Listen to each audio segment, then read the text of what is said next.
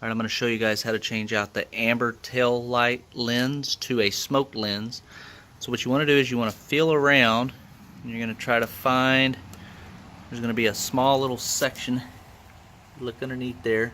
So what you want to do is you want to take a flathead, you're just going to twist that. When you do that, it'll pop the lens right off, be careful. And then you're going to remove the light bulb. Now the one thing you're going to notice is that when you go to a smoked lens, right, what you're going to need is, you're actually going to need an amber colored light bulb. So the back light bulbs are, these are 1156As. So 1156A is for amber. Then you're just going to take your smoked lens, and you're just going to push that on there. And there you go. So you'll do that for each one. Now I went ahead and did the ones on the front here. Now the ones on the front, you'll do the same thing. Just use your flathead, pop this off.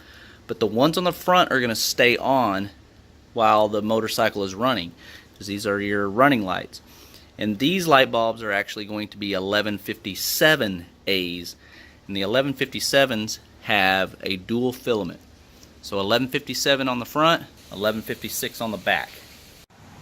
And there you go. That's how you change out your tail light lenses. Thanks for watching.